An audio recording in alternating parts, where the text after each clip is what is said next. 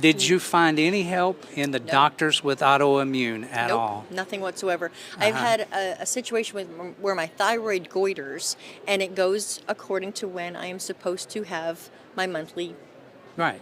period. Yeah. And I'm sorry it's graphic, but it is what it is. And so I would get a huge goiter. And I'd had biopsies done, I've had ultrasounds done, lab tests, lab work like crazy. And this last go round was $7,000 out of pocket after my deductible, after all the other things. So like no issue or no answers, and nobody cared. It was like, okay, sorry, your labs, they're normal, we're good.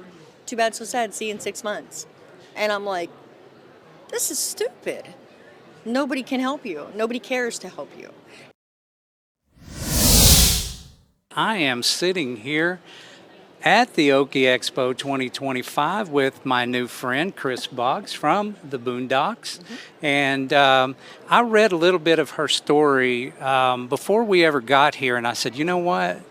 I really need to talk to this lady because this is a hot topic in my mind, and I think it's on the top of a lot of other people's mind, especially when it comes to our medical health and some of the ways that that we grew up with. We grew up thinking that if you get a sniffle, you need to go to the doctor, and you need to take care of these things by going to the professionals. And oh, by the way, if it is not a doctor, it's not valid.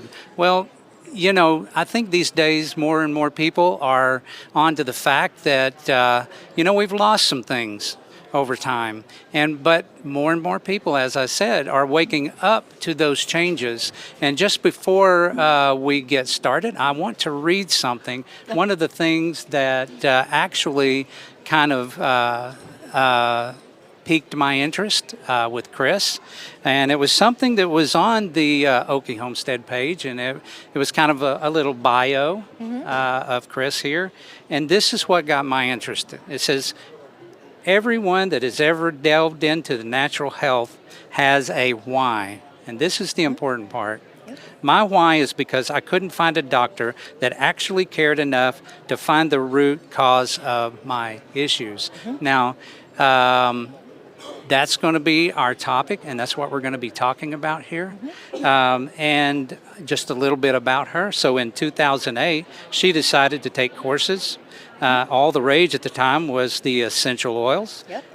She took 2 courses in aromatherapy. The first one just wasn't enough information, and the second one filled me with an urge to learn more about the plants themselves. Now, I am a certified aromatherapist and a certified herbalist. So, Kris, first of all, I just want to welcome you to the Farm to Table show.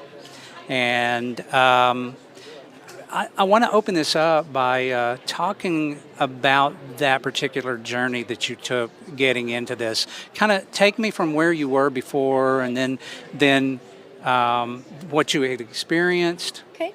Yeah. So it all started because I wound up with some lumps under my arm. And of course we thought it was breast cancer.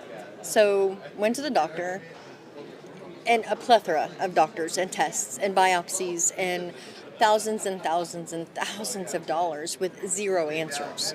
And eventually I went to a naturopath who was able to explain to me that it was probably because my first ever factory job, I worked in an aluminum factory.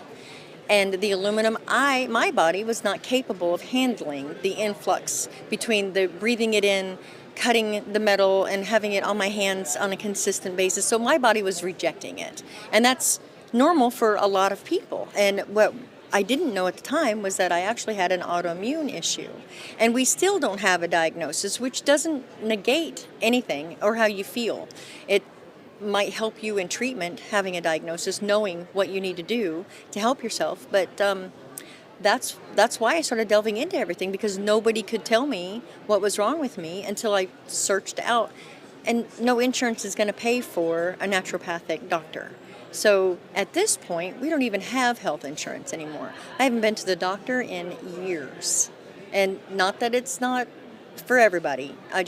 You can do things for yourself. And a large portion of us are learning how to do that. And sometimes we need help with other people that already know and have already been down that road. So that's why we're here. Yeah. So you mentioned something that was kind of a concern that I think a lot of people have, including myself, and that's autoimmune disease. I, I mean, whenever I was young, I didn't really hear so much No, about autoimmune, no.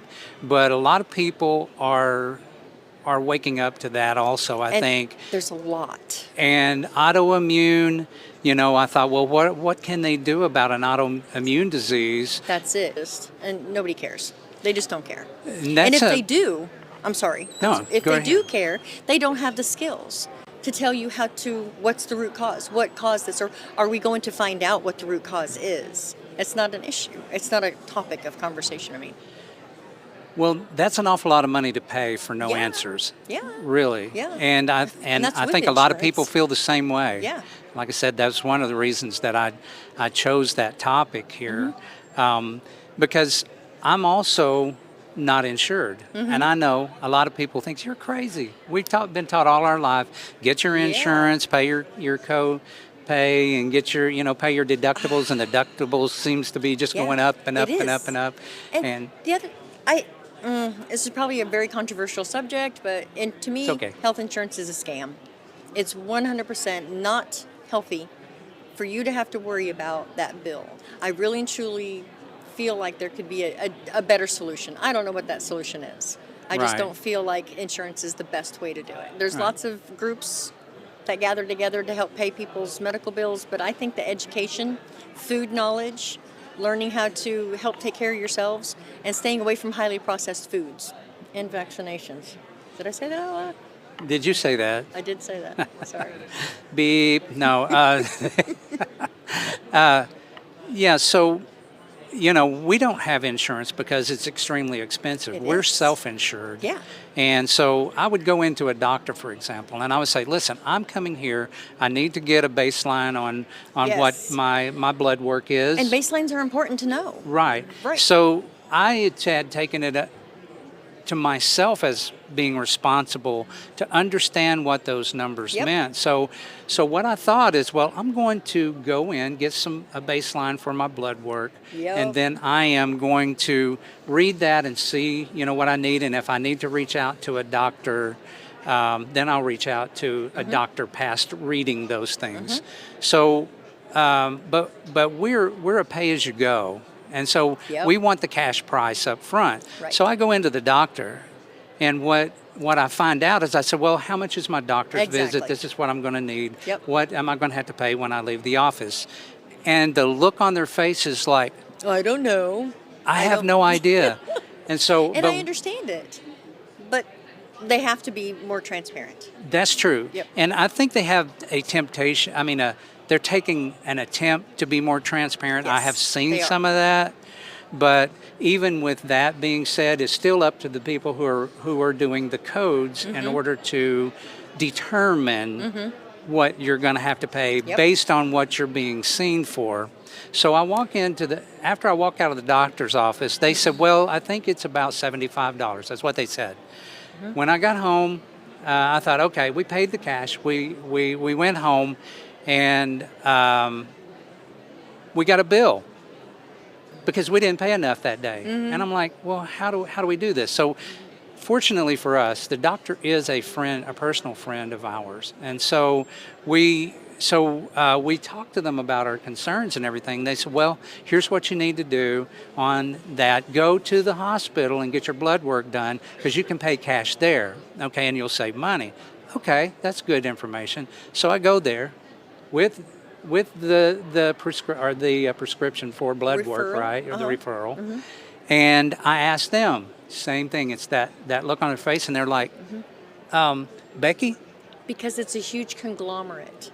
It's Yeah. a business. They can't give you those numbers. Well, she looked over and said, can you come here a minute? And she's opening her books and stuff and looking at that. How do we do that?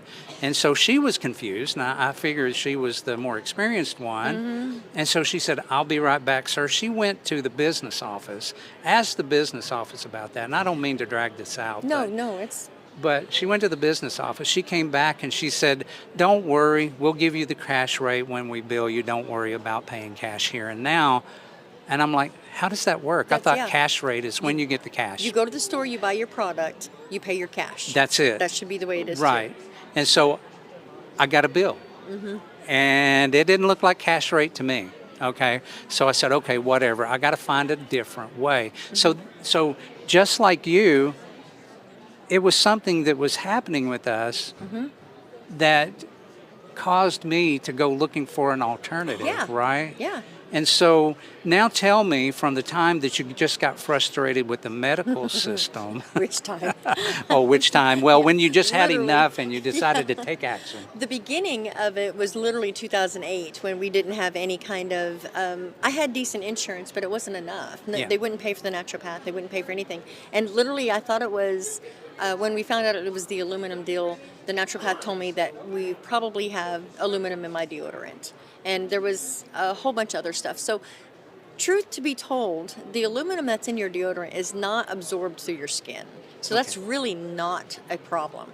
Or it could be for some people, but not everybody's going to have an issue. So I'm an advocate for natural products, mainly because you can do it yourself. And we all have to figure out how to do that. But that's what got me on my journey, was my deodorant battles, because we all thought at the time that all the lumps were, it was the aluminum overtaxing my body. But, so I had to go through chelation therapy, which is not fun. What is that? It's a combination of herbs that flush your liver, but also flush metals from your body. So like these, it wasn't just herbs, it was other chemicals as well, a chemical cocktail. And whether we wanted to be natural or not, sometimes you just got to take measures. And 3 months of solid pain. And I was detoxed, but that led me to know and to realize that I had to learn more. I had to know what was going on with my body and my kids, because my kids were going to grow up in this atmosphere. And so we lived in the country all of our lives. We've always, raised the animals and grown the food and all the other things that go along with it. I got people making fun of me. Yeah.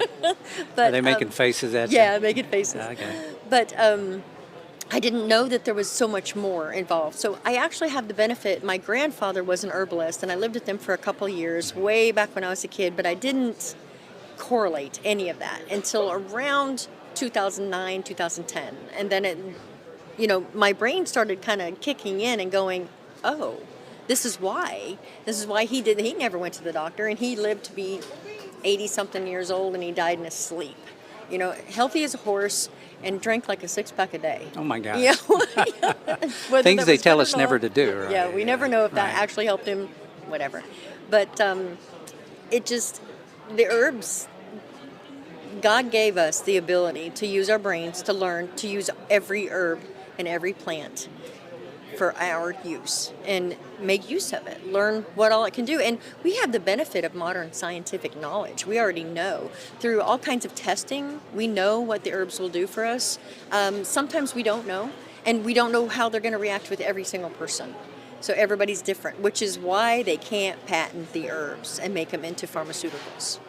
So synthetic drugs have their place, drugs period have their place, but we need to be able to figure it out on our own. Little things like you can make your own herbal teas, you can make your own fire cider, you can start off with it. I'm just a huge advocate for doing it yourself. And if you don't want to, that's why I'm here. Right. All of us are here for that reason. Yeah, so I kind of want to swerve into autoimmune a little bit more, and especially with something that I've heard lately, especially with the gut health, right? I've heard that like 70% of our autoimmune is in the gut. And most of it I don't know if that's an accurate number, and but I don't know I was either. shocked when I heard that. Right, I heard it too. Well, I think I heard a couple of years ago there was a study that was showing if you didn't have the right chemicals in your stomach, just based on the food that you were eating, then your body wasn't able to process and give you all the nutrients that you need in your blood, your brain, your hormones, your pituitary glands, and your thyroid. And the majority of us have issues, Hashimoto's thyroiditis, hyperthyroid, hypothyroid, all eczema, psoriasis, it's all based on your gut. If your stomach isn't working right, or it's not digesting your food correctly and pulling out all those nutrients of your food, but you've got to feed it properly. Anyway, if it's not doing its job, because it's not being fed properly, or it can't do its job because of some other issue, an autoimmune issue that will start attacking it hardcore. And then if you're born to it, there's so many other things that need to be taken into account besides just your stomach, but the stomach is the big one that you can control. You have the ability to start that anyway. So tell me some of the things that when you started practicing, like herbal solutions, if I can use that word, Yep. the herbal medicines that you use, which ones did you particularly start to have kind of a bond with, if you will? That's Fire kind of cider. what I thought. Absolutely. Absolutely. And anybody in this industry has heard of fire cider. Yep. And I for one, I'm also a big believer in it, of fire It's cider, huge. and it's really good. It's so good for your stomach, and Yeah. not just because you've got all the nutrients from the cider itself, but you're pulling out all the nutrients from the garlic, the onions, the jalapenos, the cayenne peppers. I add turmeric. You can add whatever you want to your fire cider. You make it yourself, and or buy it from somebody that's made it already. And this is super heavy on the turmeric. And when I sell my fire cider, I sell it with horseradish and lemons for the vitamin C, and then sometimes I add aronia berries. It just depends on what the harvest is.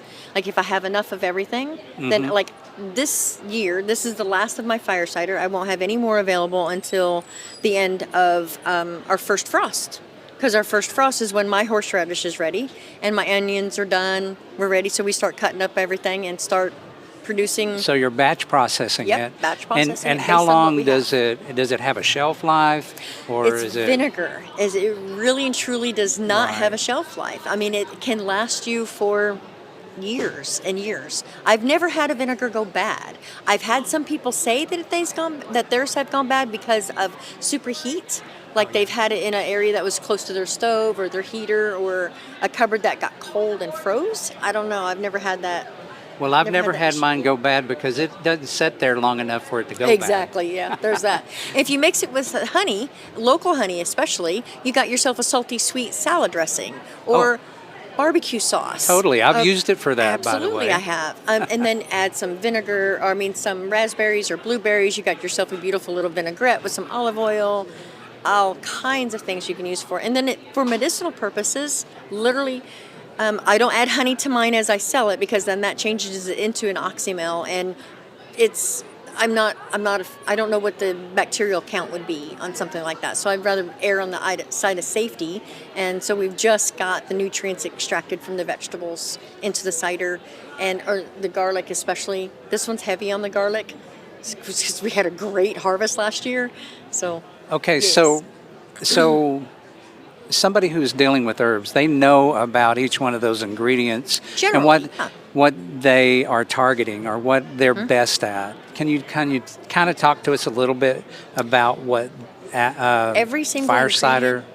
Every single ingredient that's in here is literally antibacterial, antifungal, all the things, viral, everything that's good for your gut. Like horseradish will fire you up for a short time frame. It's Yeah. like wasabi is longer lasting than horseradish is Yeah. for me, and it's way too intense. So horseradish is super fiery, super quick, and then it's a flash in the pan, it's gone. Right. But in your mouth, but in your stomach, it's working with other enzymes to make your blood just really start flowing good. And when your blood's flowing, you're flowing.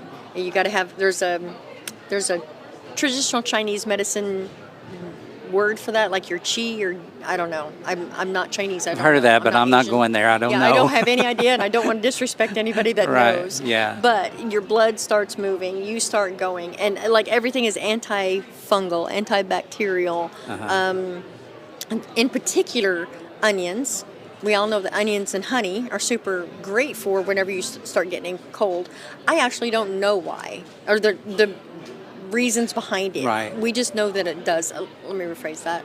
There's a whole lot of medicinal words, a whole lot of anti all the things. Right. But the science behind it, somebody knows what those words and how to pronounce those words, and I'm not that person. Does that make sense? Right. But I'm a real believer in that, and apple cider and that sort of thing. I mean, a lot of people just take a spoon of apple cider every day. My father-in-law did, rest his soul. Probiotic, right? Yep, Yeah. absolutely. The apple cider vinegar with the mother has been created properly. If it has the mother, then it's generally really, really good for you just by itself. But when you extract all these extra vegetables, you get like my hibiscus. It's the Jamaican hibiscus. I use the calyx and not the flowers. It has high contents of vitamin C, super high content. So vitamin C is destroyed by heat. So when you make it into a tea, you're losing that. Oh. So lemons are the same way. And if you can preserve things with vitamin C, the calyxes, I'm under the impression that they preserve as well. So you're adding all that extra into the cider, the vinegar, and it's there. It's present for you to work with. I'm losing my words. That's hard to believe. I've talked to day. you for a while now. You didn't lose one single word. So that was apple cider vinegar. Now you've got two other things, and I assume these are teas. They are. They're herbal teas, and I grow a bunch of herbs and in a relatively small area, and I just harvest everything. And when I'm mixing them with a goal. Like this one here in particular is a tummy tamer. And I made it with calendula, because calendula soothes the mucosa in your stomach. And it's particularly it's geared towards ulcers. If you have ulcers, and it really helps to soothe that. Ginger helps to combat any kind of nausea you might be having. And then rose hips, that's really high in vitamin C content. And lemon verbena, it just tastes good. It just adds that little kick. So you got a tea, a hibiscus calyx as well. So you've got a little bit of red to vitamin C red, a little bit of rose hips red, and then the lemon makes it just yummy. So how do you mix up a tea like this? With my packages, I like to make it to where you can make a gallon of tea out of this at one time if you wanted to. You just pour boiling water over the top of it and let it sit for a little while, and then you strain it out. If you wanted to do just a tea bag, you just do 1 cup at a time. You take a teaspoon of the tea and pour about 8 ounces of boiling water over the top of it, or a cup, and just let it steep, and then sweeten it with honey if you want to.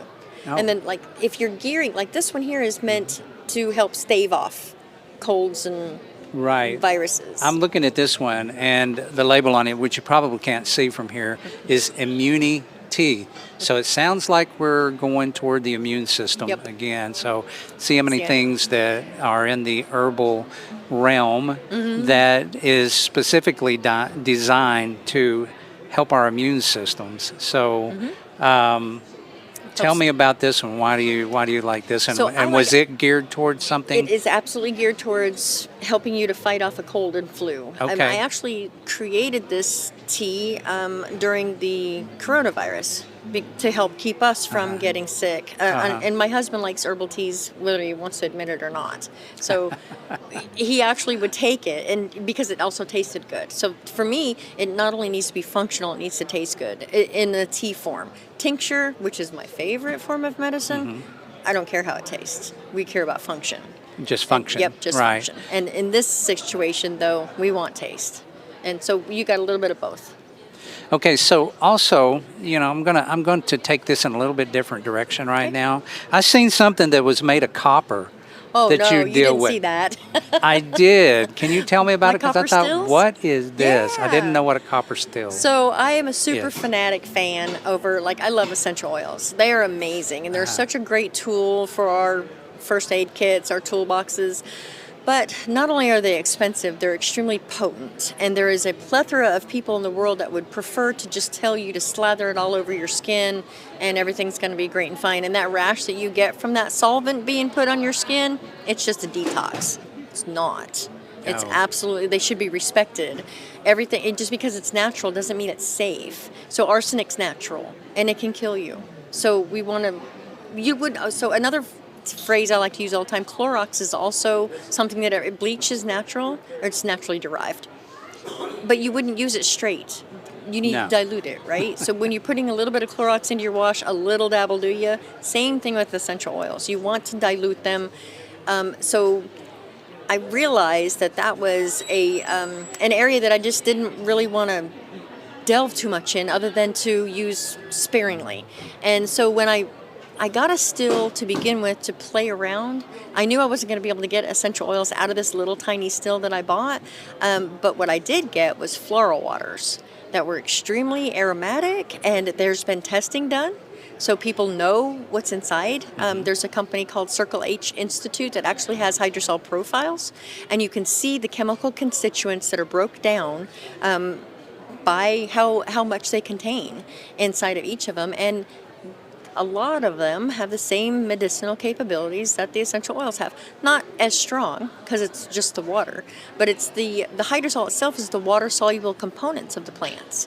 So they're fragrant, they smell amazing most of the time, and some of them don't, though. Some of them smell like dirty sweat socks. So Yep. you don't want to use them so much, but it's still a distilled plant, so you want to use it for its medicinal capabilities. Yeah. But you can spray them directly on your face, and you don't have to dilute them. I mean, I personally have not used anything other than chamomile, lavender, and frankincense on my face, but I'll use everything else everywhere else without any kind of issues. Mint, really, really great as a liniment. Well, you don't have to sit it in alcohol. You can usually use the hydrosol, and it will help. It will also be used as the water portion, like if you're having a body butter. If you're using a body butter, you don't have water in that, so it's not going to absorb into your skin. But you can use that hydrosol, spray it on your skin, add the body butter, rub it in really good, and you got yourself a moisturized skin. Yeah.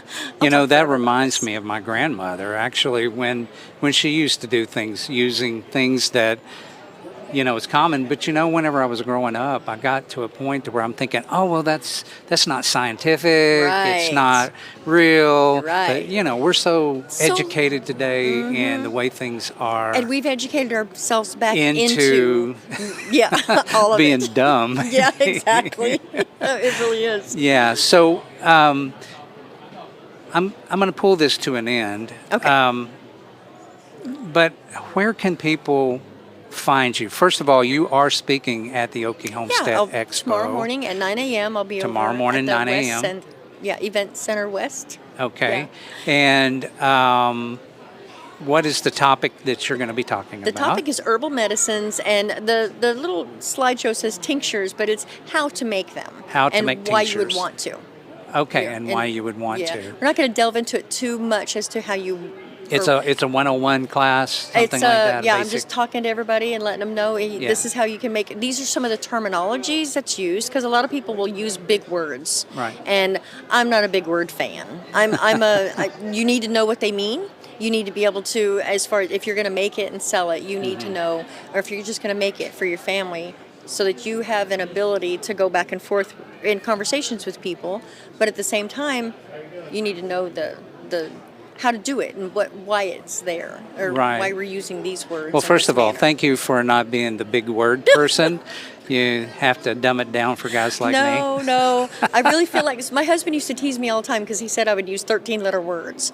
And it dawned on me that, there's a reason why. People get confused when you say a word and they're like garbling. What does garbling mean? I mean, you and I would just kind of go, why would you do that? It literally means just to pick the debris off of your plant flower or your herbs that you're going to process. But that's kind of like, why are you using that word? Why don't you just say clean it? Well, my wife would have said, well, all you know is 4-letter words. Yeah, I'm just kidding. I'm good. I've got to save your mouth. But anyway, we ain't busting anybody out, just myself. I'm but hoping anyway. he edits this. Yeah. No editing. No I'm edit. in trouble. It's raw. I'm sorry. Anyway. It's late in the day. So I want to ask, how can people Oh, I'm sorry. get in touch with you? Oh, I have a website. Okay. It's called the Boondocks EO, as in essentialoils.com, because I was a little essential oil crazy when I first got the website back in 2014. And then I'm also at the Joplin Empire Market every single Saturday, unless I'm here at the expos. And I have a website. On that website is my email, Facebook, Twitter, TikTok, or X now. X? Yeah, X. Oh, so you expanded to X too? I did, yeah. Yeah, we did too. Yeah, so yeah. I had just Twitter recently. forever, and I was like, this is stupid. But now that it's X, I'm kind of okay Yeah. with it. Yeah. I'm a little biased. Free speech. Well, Kris, I want to thank you for Thank you. agreeing to come on Yeah, and share with thank us, you. your journey and your expertise and I don't know about that. experience I'm is just a super teacher, passionate right? about it. Yeah. And I the think that passion everybody can do it. shows. No, thanks. Yeah. Yeah, I talk And- a lot, so Yeah, We're so good. I mean, so you're fit for this job. You should be over in this chair. I don't know about that. So anyway, we're about to close it up, but there's Thank something you. that we do at the end of most of our episodes, and that is we say, prepare for the unexpected Yep. and Keep it local. And so you and I are going to do that. If you want to Okay. practice one time, we can do that. Or if you think We're you can, good. Let's you can go. master it and just Yep. go for it. Let's All right, do it. we're going to send it in. So until next time, this is Keith with the Farm to Table Direct Show, and I'm here again with my friend Kris Boggs. Boggs, thank you. I almost said Boondocks. Kris Boggs.